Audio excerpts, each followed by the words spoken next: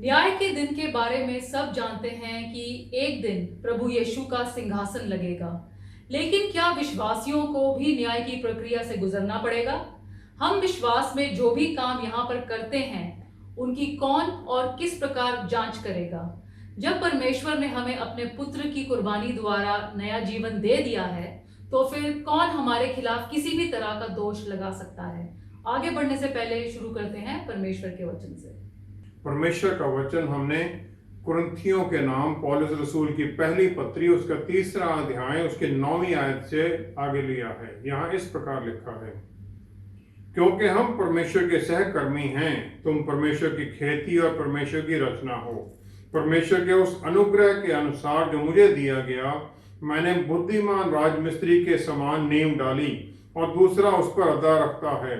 परंतु हर एक मनुष्य चौकस रहे कि वह उस पर कैसा अदा रखता है, क्योंकि उस नींव को छोड़ जो पड़ी है और वह यीशु मसीह है, कोई दूसरी नींव नहीं डाल सकता।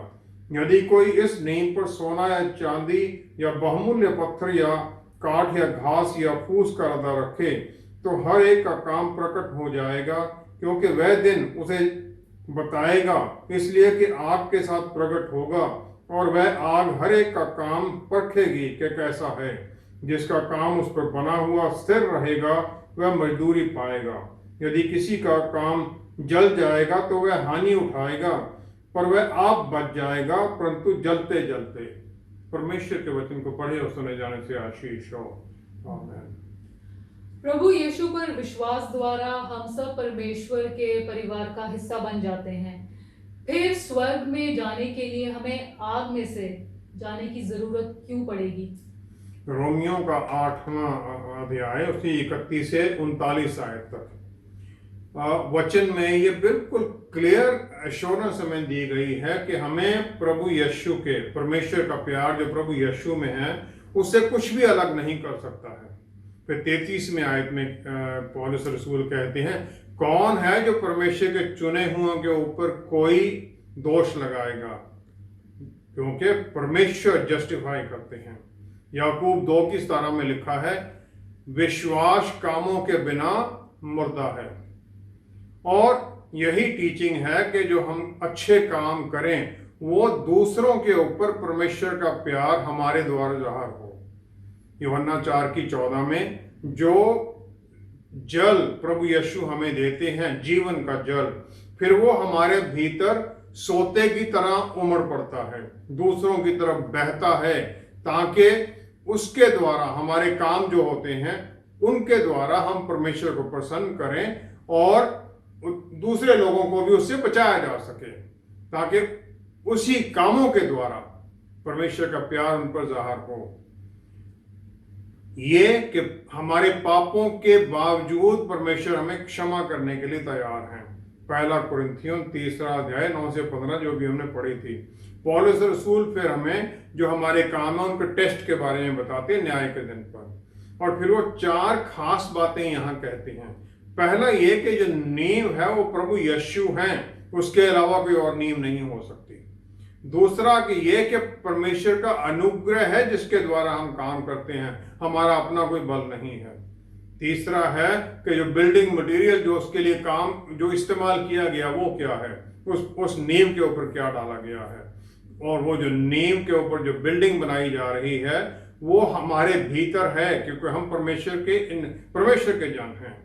और जो मटेरियल जो उसमें इस्तेमाल जो बताए जाते हैं वो पहला इतिहास 22:14 आयत में जो टैबरनेकल और मंदिर में जो इस्तेमाल किए गए थे पुराने नियम में, सोना चांदी और अदर दूसरे बहुमूल्य पदार्थ, जो बहुमूल्य पत्थर हैं वो कोई हीरे जवाहरात नहीं हैं, लेकिन ये हमारे कामों जो हम स्वर्गराज के लिए करते हैं उनकी कीमत है।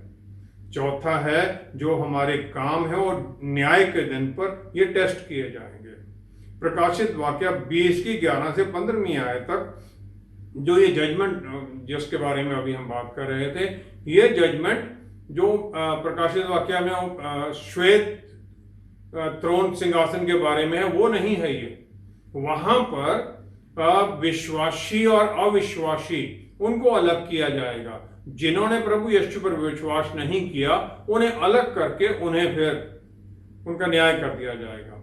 दूसरा कुरिन्थियों 5वां अध्याय 10वीं आयत में लिखा गया है कि हम सबको प्रभु यीशु की जजमेंट सीट सिंहासन के सामने खड़े होना है, ताकि हम सब जो हमने शरीर में अपने काम किए हैं उनका हम इनाम पा सकें। जो हमने काम किया है क्या वो अच्छा है या बुरा है। और ये जो जजमेंट है ये बीमा जजमेंट इसे कहा जाता है, जिसमें हमारे काम जज किए जाएंगे, जिस कामों के द्वारा फिर हमें रिवॉर्ड मिलना है, परितोष मिलना है। और ये जो इनाम है ये मुक्ति नहीं है, क्योंकि यूहन्ना 1:12 में पहले ही ये निश्चित कर दिया गया है कि जो भी प्रभु यीशु को रिसीव करेगा, जो उन पर विश्वास करेगा, वो परमेश्वर के बच्चे कहलाने का हक पा चुका है और फिर उस हक के अनुसार अपने पिता के घर में जाने का उसे हक मिल चुका है। जो ये न्याय है, ये जो हमने काम किए हैं स्वर्गराज के लिए, उनका न्याय है और जिसके रिजल्ट में फिर हमें एक मुकुट मिलना है, इनाम का मुकुट है। और कई लोग ये सोचते हैं कि उन्होंने बहुत बढ़िया बढ़िया काम किए हैं, लेकिन उस दिन न्याय के दिन हैरान रह जाएंगे। जो ये आग है, ये जो काम करने वाला उसे प्योरीफाई नहीं करती है, लेकिन उसके काम को जांचती है। ये तो आदमी के कामों के बारे में है। जो अनवर्दी है, जो अच्छे नहीं है काम, वो आग के थ्रू जाएगा, हर चीज उसकी जो जल जाएगी, लेकिन खुद वो निकल जाएगा और वो स्वर्ग में पहुंच जाएगा, क्योंकि उसका विश्वास है प्रभु यीशु पर छुटकारा देने वाले के रूप में। अगर एक विश्वासी के काम जो हैं वो वर्थलेस गिने जाते हैं, लेकिन उन्होंने प्रभु यीशु पर विश्वास किया है मुक्ति के लिए, तो फिर ये होगा जैसे उन्हें आग में से उन्हें निकाल लिया गया, बाकी सब कुछ जल गया, वो तो बच गए, लेकिन जितना उन्होंने सारी जीवन में काम किया था वो सब नष्ट हो गया। उत्पत्ति 13:5 में और 12वीं-13वीं आयत में लोत जो अब्राहम का भतीजा है वो उनके साथ था, उसके बाद बहुत धन दौलत भेड़ बकरियां थी, और फिर वो अपनी इच्छा से अब्राहम से अलग होकर सदोम और गमोरा में जाके सेटल हो जाता है, जहां पर के लोग बहुत ज्यादा विकेड और परमेश्वर के खिलाफ पाप करने वाले थे। और जो ये विकेडनेस है उन लोगों की, वो लोत और उसके परिवार पर भी असर डाल देती है। फिर उत्पत्ति 19:16 और 24 से 26वीं आयत में जो स्वर्गदूत सदोम और गमोरा को नष्ट करने के लिए जाते हैं, वो लोत और उसकी पत्नी और बेटियों को वहां से पकड़कर जबरदस्ती वहां से निकालते हैं, इससे पहले कि वहां पर गंधक और आग बरसा दी जाए, उसे बर्बाद कर दिया जाए। लोत तो बच जाता है, उसका परिवार बच जाता है, लेकिन जो उसका धन दौलत सब खत्म हो जाता है। उसकी वाइफ वही जो पुराना जीवन था उसको देखने के लिए, उसकी लालसा उसी में है, वो पीछे देखने लगती है और फिर वो नमक का खंबा बन जाती है। छुटकारा पाने का आनंद तो होगा कि हम छुटकारा पा गए, आग में से निकल आए, लेकिन जो हमने काम किया था उसका नष्ट होने का दुख भी होगा। स्वर्ग में हम चले जाएंगे, लेकिन कोई रिवॉर्ड नहीं होगा, कोई मुकुट नहीं होगा। जो हमने यहाँ काम किए हैं उसका कोई इनाम नहीं होगा। अब हमारा क्योंकि विश्वास है तो परमेश्वर की इच्छा के अनुसार हमें बचा लिया जाएगा, आग से हमें निकाल कर स्वर्ग में पहुंचा दिया जाएगा। यही है वो बीमा सीट जजमेंट के बारे में न्याय का दिन। जिन लोगों के काम प्रभु यीशु की इच्छा के अनुसार होंगे, उनका स्वर्ग में प्रवेश किस प्रकार का होगा? प्रेरितों की पुस्तक उसका 8वां अध्याय उसकी पहली ही आयत अगर हम देखें तो वहां पर पौलुस रसूल के बारे में लिखा गया है कि जिन लोगों ने संत स्टीफन को पत्थर मार के उसे मार दिया था वो उनका समर्थक था। फिर उसी पुस्तक प्रेरितों की पुस्तक 9वां अध्याय पहली से 16वीं आयत अगर हम देखें, सौल को चुना गया है, प्रभु यीशु दमिश्क के रास्ते में उसे मिलते हैं और फिर प्रभु यीशु अनानियास को बताते हैं इसका रोल क्या है। वो ये कहते हैं अनानियास को कि तू चला जा, क्योंकि वह तो अन्य जातियों और राजाओं और इजरायलियों के सामने मेरा नाम प्रकट करने के लिए मेरा चुना हुआ पात्र है, और मैं उसे बताऊंगा कि मेरे नाम के लिए उसे कैसा कैसा दुख उठाना पड़ेगा। जब उसे चुना गया तभी ये डिसाइड कर दिया था प्रभु यीशु ने कि इसने दुख ही उठाने हैं। दूसरा कुरिन्थियों 11वां अध्याय 21 से 33 आयत तक पौलुस रसूल का जीवन उसके बाद में एक दुख से दूसरे दुख में चलता है। उनकी जो जर्नीज हैं, जो ट्रैवल है, जो प्रचार के लिए जाते हैं, दुखों की गाथा है। यहाँ पर वो अपने पूरा बखान कर देते हैं, जो ये वार्निंग देते हैं कि परमेश्वर की महिमा, उनके नाम के लिए हम महिमा के लिए काम करें, और ये पवित्र आत्मा परमेश्वर द्वारा जो उनका परमेश्वर का अनुग्रह है उसके द्वारा फिर हम अच्छे काम करें जो कि पहचाने जाएंगे स्वर्ग में। हमारे जो काम हैं वो उनकी कोई खास एक कंडीशन है जो वो पूरी होनी चाहिए ताकि वो स्वीकार हों। पहला तो ये है कि हमारे काम हमें आग से जलने से बचे हुए हों। वो कौन से काम हैं जो आग से जले हुए नहीं जलते हैं? भजन संहिता 19 की पहली आयत हम देखें। आकाश परमेश्वर की महिमा का वर्णन कर रहा है और आकाश मंडल उसकी हस्तकला को प्रकट कर रहा है, और आकाश, स्वर्ग और धरती तब तक स्थिर रहेंगे जब तक उन्हें नए स्वर्ग और नई धरती के द्वारा बदल नहीं दिया जाता है। इसी प्रकार जो मेरे काम है इस दुनिया के, वो परमेश्वर की महिमा को प्रकट करें, तभी वो बचेंगे। भजन संहिता 115 की पहली ही आयत में लिखा गया है, हे यहोवा हमारी नहीं वरन अपने ही नाम की महिमा अपनी करुणा और सच्चाई के निमित्त करें। अपने ही नाम की महिमा, उनकी महिमा हमारे कामों में होनी चाहिए। दूसरा, सब कुछ प्रभु यीशु के लिए करें। मत्ती 25 की 34 से 36 आयत में प्रभु यीशु कहते हैं, वो कमांड है कि जो तुम किसी भूखे को खाना खिलाते हो, किसी प्यासे को पानी दे देते हो, किसी स्ट्रेंजर जो तुम्हें नहीं जानता उसे अपने घर में आसरा देते हो, किसी नंगे को कपड़े दे देते हो, बीमार को देखने जाते हो उसके लिए प्रार्थना करते हो, और जो जेल में है, कैदी हैं, उन्हें सांत्वना देते हो, तो ये सब काम तुमने मेरे लिए कर दिए। तो ये काम जब हम लोगों के लिए करते हैं तो प्रभु यीशु के निमित्त हो जाते हैं। और इसमें जो काम है ये इस मटेरियल रियाम में भी है, मिलना देना, और आत्मिक रियाम में भी है, उनके लिए प्रार्थना करना। दोनों ही जरूरतमंद का काम करते हैं। फिर तीसरा है कि हम जो ये काम यहाँ कर रहे हैं उनकी महिमा के, उसकी हम डोंडी ना पीटते रहें। मत्ती 6 की दूसरी आयत में लिखा गया है कि अगर वो ऐसा करेगा तो उसे यहाँ पर ही लोगों की पहचान के साथ उसका रिवॉर्ड यहाँ पर मिल गया, स्वर्ग में उसे कुछ नहीं मिलना है।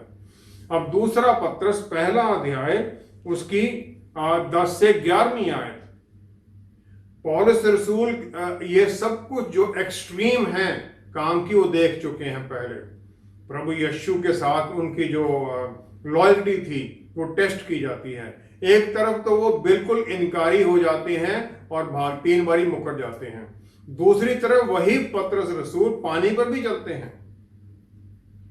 लूका 22 की 32 में फिर वो देखते हैं कि प्रभु यीशु प्रार्थना करते हैं उनके लिए, और उस प्रार्थना के द्वारा उन्हें शैतान के चंगुल से निकाल लिया जाता है ताकि फिर वो स्वर्ग में महिमा के साथ जा सकें। और उन्होंने ये सब कुछ एक्सपीरियंस किया हुआ है। फिर वो यूहन्ना 21 के 15 से 17 आयत में पत्रस रसूल को प्रभु यीशु पे जिम्मेवारी देते हैं। वो कहते हैं मेरी भेड़ों का ध्यान रखना और उन्हें भोजन देना।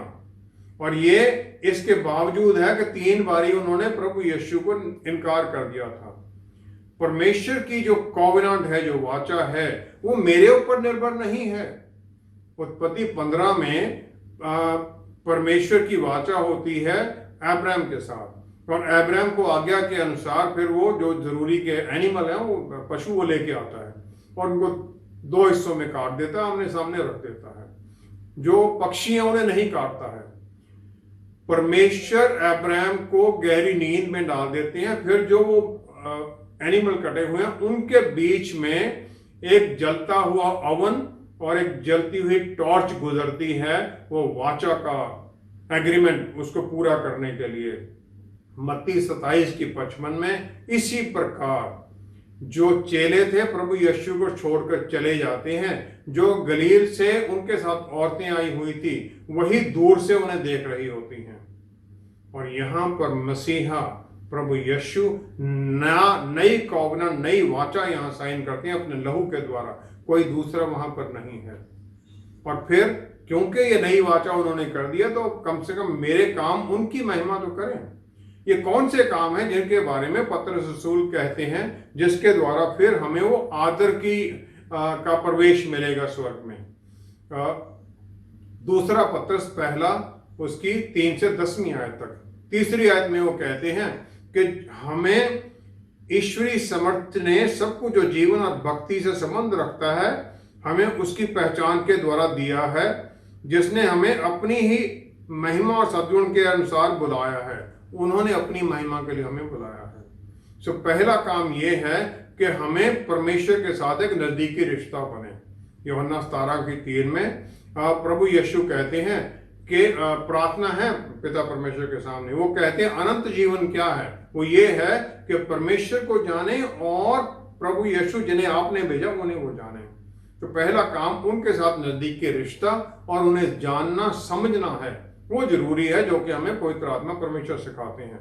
अब दूसरा क्या है, वो पतरस रसूल की दूसरी पत्री का पहला अध्याय उसकी 4थी आयत में है कि फिर हम वो स्वर्गीय नेचर के हिस्सेदार बन जाएं, और फिर उसके द्वारा हम जो अद्भुत वायदे किए गए हैं वचन के अंदर, वचन में उनके ऊपर खड़े हो जाएं। फिर हम जो हमें दिखाई नहीं देता है उस पर विश्वास करके परमेश्वर की महिमा करें, ताकि फिर ये हमारे लिए धार्मिकता माना जाए जिस प्रकार के अब्राहम के लिए माना गया था। तीसरा 5वीं से 7वीं आयत में, फिर हम पूरे डिलीजेंटली सब प्रकार का यत्न करके अपने विश्वास पर सद्गुण और सद्गुण पर समझ और समझ पर संयम और संयम पर धीरज और धीरज पर भक्ति और भक्ति पर भाईचारे की प्रीति और भाईचारे की प्रीति पर प्रेम बढ़ाते जाएं।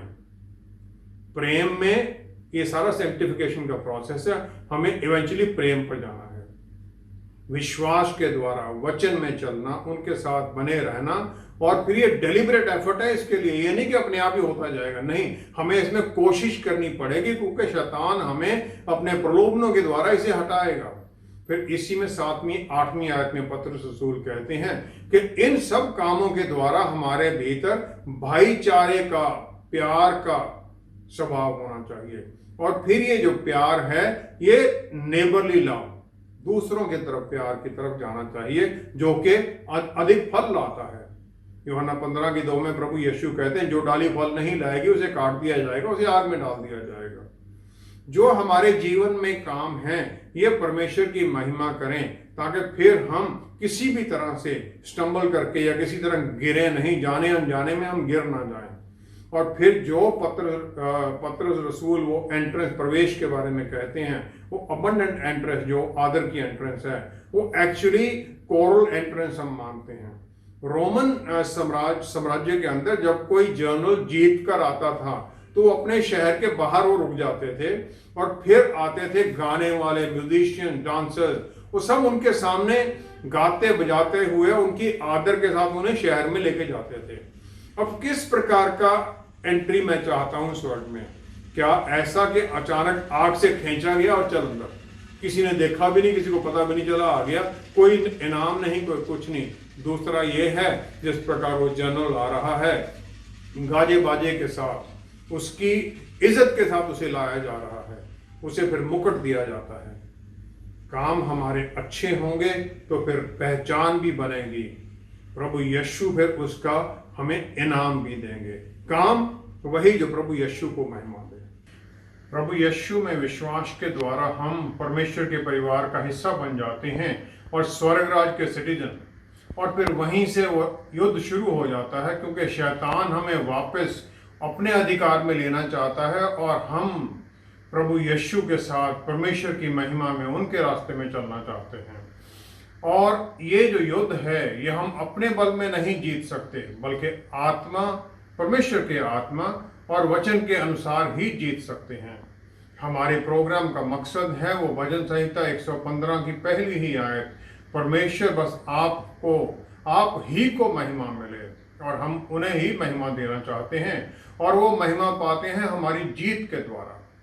हमारे प्रोग्राम के द्वारा हम आपको वचन की बातें, परमेश्वर के वायदों के बारे में और आत्मा की बातें बताने की कोशिश करते हैं, ताकि हम सब मिलकर फिर वो जीत के रास्ते पर आगे बढ़ते ही जाएं। इसके लिए हम आपकी सहायता मांगते हैं, सहायता आत्मिक तौर पर भी और आर्थिक तौर पर भी, क्योंकि अगर हम अकेले इस लड़ाई में चलते हैं तो हम कभी भी सफल नहीं हो सकते। हम सब मिलकर एक दूसरे के साथ जुड़कर इसमें आगे बढ़ें। सहायता करने के लिए आप हमारे वेबसाइट को विजिट भी कर सकते हैं और हमें मैसेज या मिस कॉल या कॉल भी कर सकते हैं, ताकि हम सब मिलकर फिर परमेश्वर की महिमा में जुड़ें, रूहें जीतने में आगे बढ़ें और जीत में चलते जाएं। धन्यवाद। जीवन में हर तरह की परेशानियों को झेलते हुए हम अच्छाई के काम भी करते ही हैं, तो फिर इसमें खास बात क्या है? खास बात वही जो पतरस रसूल ने बताई है। इंसान को परमेश्वर ने एक मकसद के लिए बनाया है।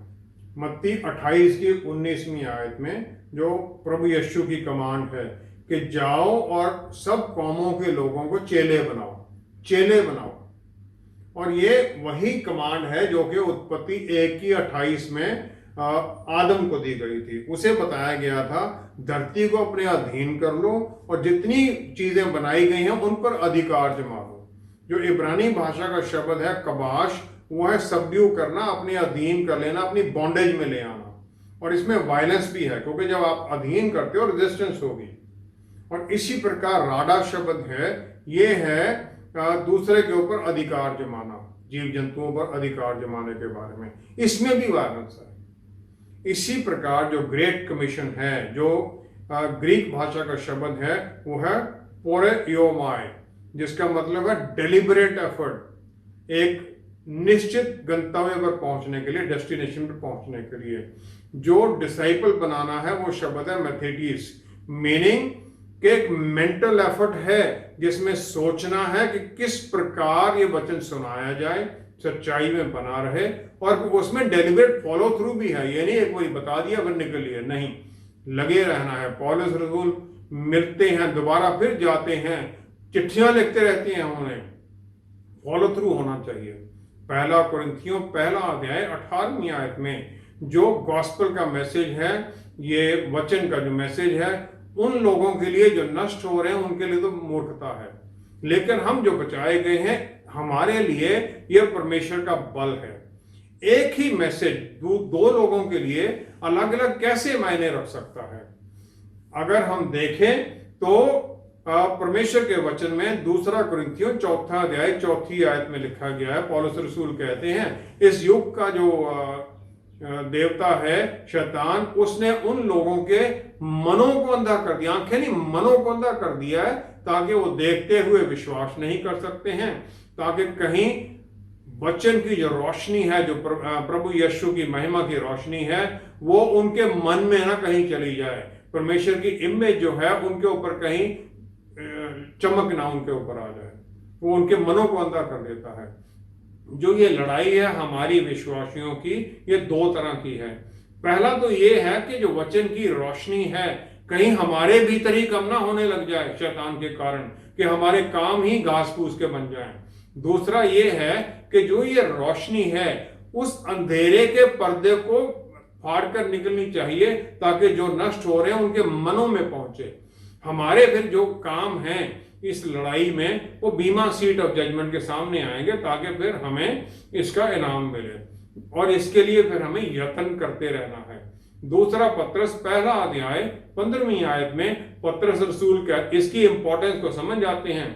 फिर वो ये कह देते हैं, 2 पत्रस 1 अध्याय 15वीं आयत, इसलिए मैं ऐसा यत्न करूंगा कि मेरे कूच करने के बाद तुम इन सब बातों को सर्वदा स्मरण कर सको, मेरे जाने के बाद भी तुम्हें याद रहे। तभी उन्होंने ये लिख दिया है। और फिर इसमें एक डेलिबरेट, लगातार, कॉन्टिन्यूस एफर्ट है, जिसमें एग्रेसिव माइंडसेट होना चाहिए, आक्रामक माइंडसेट होना चाहिए, ताकि हम विश्वास और प्रार्थना में परमेश्वर के बल को मांगने के लिए, उसके लिए प्रार्थना करें। और असल में जो रिवॉर्ड है वो तो एफर्ट से कहीं ज्यादा है। कौन नहीं चाहता है कि उसे परमेश्वर के भवन में, स्वर्ग में एक हीरो की तरह बुलाया जाए, हीरो की तरह उसका स्वागत हो वहां पर। फिर हमें जो पतरस रसूल कहते हैं कि जिसमें से बातें वही, क्योंकि जिसमें से वो अंधा है जो नहीं मानता है, जो नहीं सुनता है, जो डिलीजेंटली काम नहीं करता है, फिर उसके काम जो हैं वो घास फूस के रह जाएंगे। सोने चांदी के बहुमूल्य पदार्थों के काम, परमेश्वर को महिमा देना, रूहें जीतना, क्योंकि वचन के अनुसार एक रूह के जीतने से स्वर्ग में खुशी मनाई जाती है। हमें जब एक हमारे एफर्ट से किसी को संदेश पहुंचा और उसने विश्वास कर लिया, जब इसके कारण स्वर्ग में इतनी खुशी मनाई जाती है, अगर हम इस प्रकार लोगों को मैसेज देते रहें तो फिर कितना आनंद होगा जब हम वहां पर जाएंगे। यही हमारा जीवन का मकसद होना चाहिए, ताकि हम इस मकसद के अनुसार काम करते रहें, इसके अनुसार फिर हम चलते रहें, ताकि जो वो पतरस रसूल ने कहा है 11वीं आयत में, पहला अध्याय दूसरा पतरस पहला अध्याय 11वीं आयत में, इस रीति से तुम हमारे प्रभु और उद्धारकर्ता यीशु मसीह के अनंत राज्य में बड़े आदर के साथ प्रवेश करने पाओगे, बड़े आदर के साथ जाओगे। इसी के लिए हमें यत्न करना है, ताकि हमारे काम वहां पहचाने जाएं। आइए हम प्रार्थना करें। पिता परमेश्वर, हम धन्यवाद करते हैं कि पवित्र आत्मा परमेश्वर द्वारा आप हमें वचन के बारे में सिखाते हैं, आप बल देते हैं, हमें शक्ति देते हैं, आत्म संयम देते हैं, आत्मा के द्वारा प्यार सिखाते हैं, ताकि हम आपके प्यार का संदेश करें प्रभु, दूसरों तक पहुंचा सकें, ताकि हम उन लोगों को जो शैतान के शिकंजे में, अंधेरे में फंसे हुए हैं, उन्हें वचन की सच्चाई और वचन की रोशनी का आशीष भरा संदेश सुनाकर उन्हें शैतान के शिकंजे से निकलने में सहायता कर सकें। पवित्र आत्मा परमेश्वर, सहायता कीजिए हमें अपने अनुग्रह के द्वारा, बल और शक्ति के द्वारा, गाइडेंस के द्वारा, ताकि हम परमेश्वर की महिमा में आगे बढ़ें। किसी भी तरह से हमारे कामों में हम अपनी महिमा की कोशिश ना करें, बल्कि हर कदम पर बस सिर्फ और सिर्फ परमेश्वर ही की महिमा हो, बस आप ही की महिमा हो। पिता परमेश्वर, सब कुछ पिता परमेश्वर आपके प्यारे बेटे प्रभु यीशु के पवित्र नाम में मांगते हैं। आमीन, आमीन, आमीन। पौलुस रसूल अपने मसीही जीवन के बारे में तिमोथी को कहते हैं कि मैंने अच्छी कुश्ती लड़ी है और अच्छी दौड़ पूरी की है और स्वर्ग में प्रभु यीशु से धार्मिकता का मुकुट पाने की इच्छा में हूँ। क्या हमारे जीवन के अंत में हम भी दावे के साथ ये कह सकेंगे? हमारे साथ दोबारा जुड़ने के लिए आपका बहुत बहुत धन्यवाद। अगले हफ्ते आपसे फिर मुलाकात होगी। Stay blessed. शालोम।